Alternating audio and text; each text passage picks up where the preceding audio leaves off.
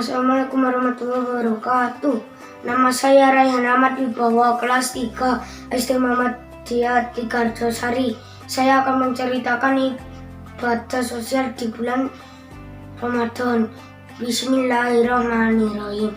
Ara'aital ladzi yukadzibu biddin, fadzalikal ladzi yad'ul yatim wa la yahuddu 'ala ta'amil miskin, fawailul lil musallin alladzina hum an salatihim sahun, alladzina hum yura'una wa yamna'una al-ma'un. Surat Al-Ma'un ayat 1-7. Artinya, yang pertama, tahukah kamu orang yang mendustakan agama? Kedua, maka itulah orang yang mengerti anak yatim. Ketiga, dan tidak mendorong memberi makan orang miskin. Keempat, maka celakalah orang yang sholat. Kelima, yaitu orang yang lalai sholatnya. Keenam, yang berbuat riya. Ketujuh, dan enggan memberikan bantuan.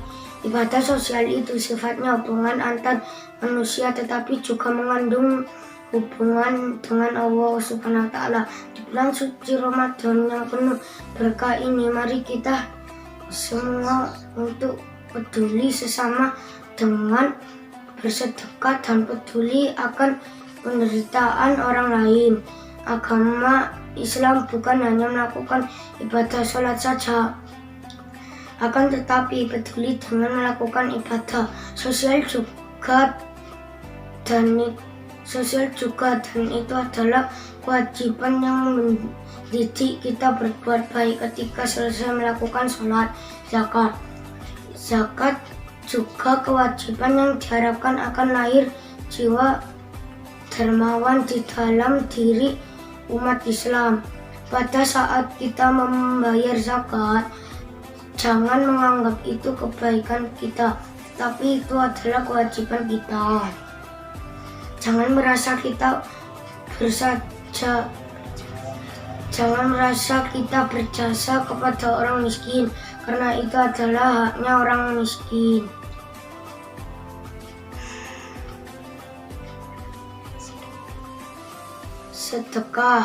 Sedekah sendiri tidak hanya berwujud uang ataupun barang yang diberikan kepada pihak yang membutuhkan, namun bisa juga berupa pikiran dan tenaga yang mampu memberikan kebaikan bagi orang lain ataupun tetangga di sekitar kita. Demikian tema ibadah sosial di bulan Ramadan yang bisa saya sampaikan. Bila ada kata dan kalimat yang kurang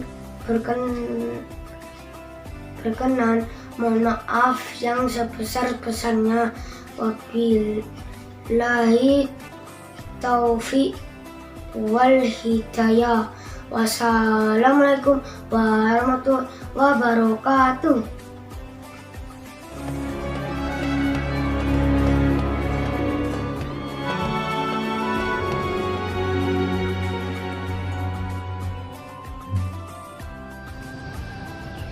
Assalamualaikum warahmatullahi wabarakatuh.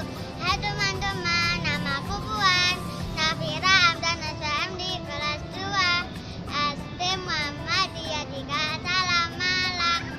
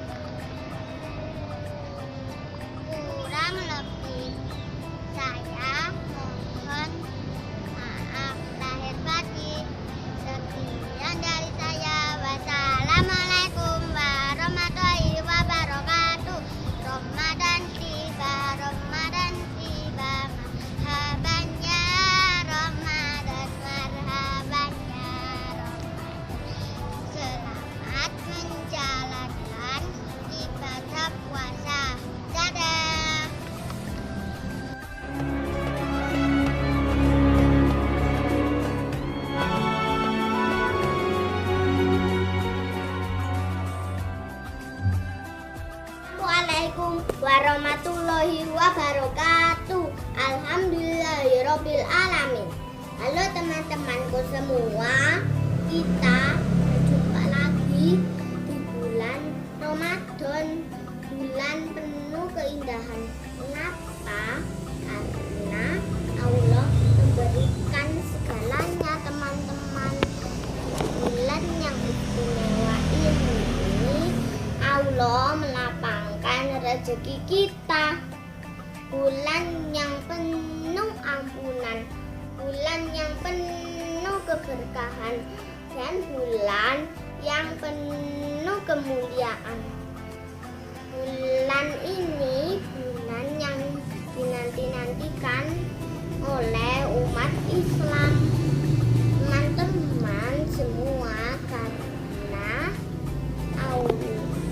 bulan Ramadan bulan yang sangat istimewa. Semua umat Islam di dunia menantikannya. Halo teman-temanku semua, kita isi bulan yang penuh keindahan ini dengan berbagai ibadah sosial yang meningkatkan keimanan dan ketakwaan kita. Terima kasih teman-teman. Semoga kita menjadi anak soleh-soleha. Amin ya robbal alamin. Wassalamualaikum warahmatullahi wabarakatuh.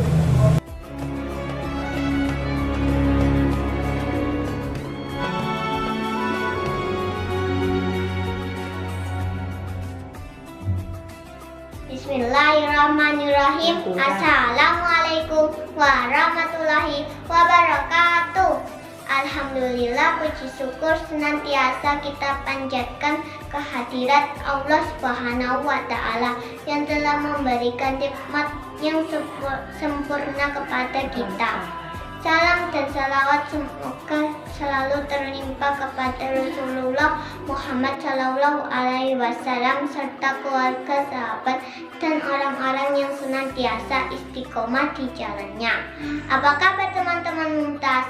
Bagaimana puasanya? Ada yang sudah bolong puasanya? Semoga puasanya untuk semua ya, teman-teman. Di sini saya Alia Syafira Yasmin, kelas 4 SD Muhammadiyah 3 Assalam akan mengajak teman-teman untuk mempelajari hadis tentang perbuatan baik. Dalam hadis Muslim dari Abu Ya'la Saad bin Aus radhiyallahu anhu, Rasulullah Shallallahu Alaihi Wasallam bersabda, yang intinya Allah telah menetapkan perbuatan baik atau ihsan atas segala sesuatu. Misalnya saja perbuatan baik saat menyembelih binatang, kita harus menancapkan pisau dan menyenangkan dulu hewan sembelihan kita. Fikih hadis 1. Ihsan adalah memiliki sikap, ucapan, kekuatan, kebijaksanaan, pemikiran yang paling baik. 2. Setiap muslim wajib untuk memikirkan pilihan yang paling baik dalam berpikir, berucap, mengeluarkan pendapat, menetapkan kebijaksanaan, dan memutuskan perkara. 3. Ihsan seorang penguasa adalah memimpin dengan adil. Ihsan seorang pejabat adalah mengemban amanah dan melayani masyarakat.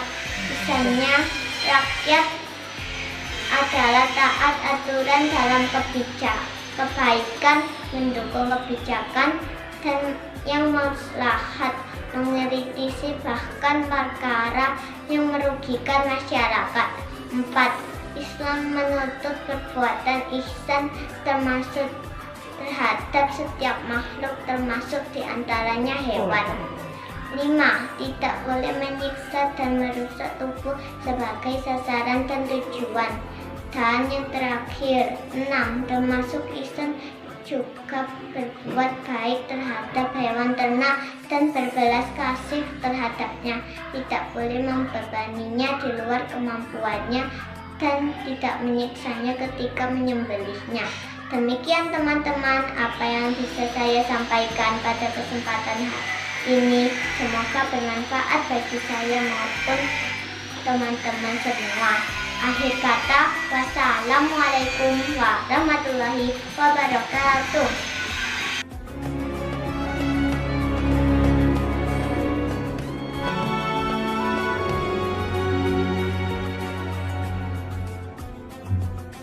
Assalamualaikum warahmatullahi wabarakatuh.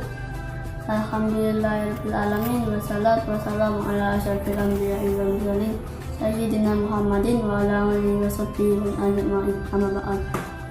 Jamaah Ramadan yang berbahagia, marilah kita bersama-sama kita panjatkan puji syukur alhamdulillah kepada Allah Subhanahu wa taala bahwa hari ini kita masih dapat kehadirat Allah Subhanahu wa taala menjalankan ibadah puasa, ibadah wajib dan sunnah Ramadan.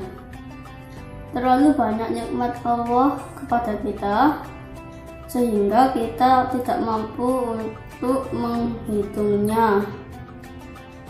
Allah Subhanahu wa taala berfirman dalam Quran surat Ibrahim ayat 34. Dan Dia telah memberikan kepadamu dalam kurung keperluanmu dan segala apa yang kamu mohonkan kepadanya, dan jika kamu menghitung nikmat Allah, tidaklah dapat kamu menghinggakannya. Sesungguhnya manusia itu sangat zalim dan sangat mengingkari nikmat Allah Subhanahu wa taala. Karena demikian, janganlah kita kafur nikmat terhadap nikmat Allah Subhanahu wa taala yang sangat banyak. Salah satu nikmat Allah yang sepatutnya kita syukuri adalah datangnya bulan suci Ramadan. Mengapa? 1. Karena Ramadan menguji keimanan kita. Dengan menjalankan puasa, ibadah sholat wajib, dan sunnah Ramadan adalah nikmat iman dan Islam.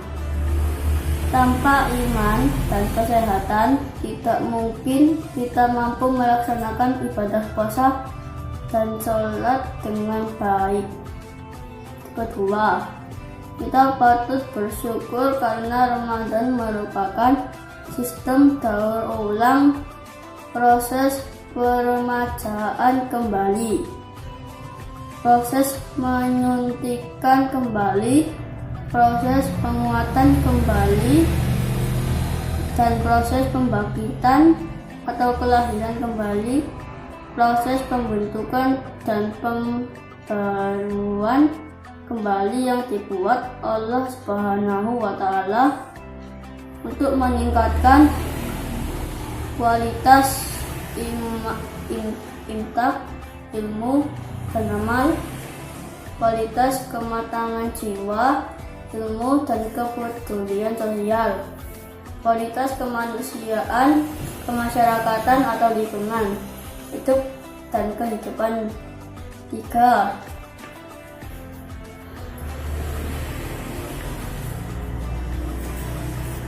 Bulan puasa sendiri syarat dengan berbagai kenikmatan, yaitu A. Nikmat berbuka puasa, B. Nikmat kenyang dan berkecukupan, C. Nikmat beribadah berupa keringanan dan kemudahan, D. Nikmat barokah pahala atau ganjaran yang dilipat gandakan oleh Allah Subhanahu wa taala, seperti 1 langkah mendatangi majelis ilmu sama dengan 1 tahun ibadah, tiap rakaat sholat jamaah sama dengan 1 kota kenikmatan. taat kepada orang tua. Kasih sayang Allah dan Nabi menanggung dalam surga. Muslimah mencari keridhaan suami. Pahalanya seperti Siti Aisyah dan Siti Maryam. Mencukupi kebutuhan saudaranya akan dicukupi 1000 kebutuhannya di hari kiamat. Tidurnya ibadah, diamnya tasbih, amalan yang dilipat gandakan, doanya dikabulkan dan dosa diampuni oleh Allah Subhanahu wa taala. Allah Subhanahu wa taala berfirman dalam Quran surat An-Nahl ayat 144. Fasyukuru nikmatallahi in kuntum iyyahu ta'budun. Artinya, dan syukurilah nikmat Allah jika hanya kepadanya kamu menyembah. Firman Allah Subhanahu wa taala dalam Quran surat Al-Baqarah ayat 152. Artinya, ingatlah kepadaku, niscaya aku ingat kepadamu. Bersyukurlah kepada aku dan jangan kamu mengingkari nikmatku. Semoga kita termasuk orang yang pandai bersyukur.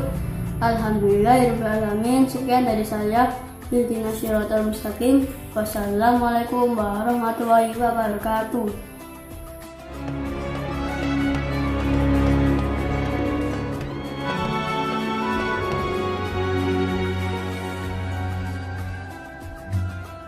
Assalamualaikum warahmatullahi wabarakatuh.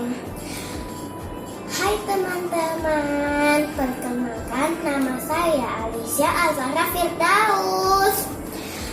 Bismillahirrahmanirrahim. Alhamdulillahirabbil alamin. Puji syukur kita panjatkan kehadiran Allah Subhanahu wa taala yang telah memberikan begitu banyak nikmat kepada kita semua. Salawat serta salam marilah kita panjatkan kepada Nabi besar Muhammad Shallallahu Alaihi Wasallam dan kepada ibu guru yang saya hormati dan teman-teman yang saya cintai. Adapun judul ceramah yang akan saya sampaikan pada kesempatan kali ini adalah keutamaan sholat. Sholat itu adalah tiang agama, sebagaimana hadis Rasulullah Alaihi Wasallam yang berbunyi as-salatu imaduddin. Sholat itu adalah tiang agama. Barang siapa yang mendirikan sholat, maka ia bekerja mendirikan agamanya. Dan barang siapa yang meninggalkan sholat, maka ia telah meruntuhkan agamanya. Apalagi kita semua sedang diuji oleh Allah Subhanahu wa taala dengan diturunkannya wabah virus corona.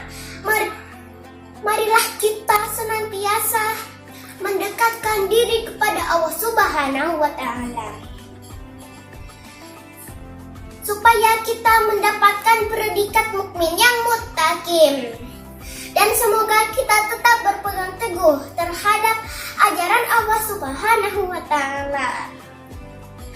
Demikian ceramah singkat yang saya dapat sampaikan. Mudah-mudahan bermanfaat bagi kita semua. Wabillahi taufik wal hidayah. Wassalamualaikum warahmatullahi wabarakatuh.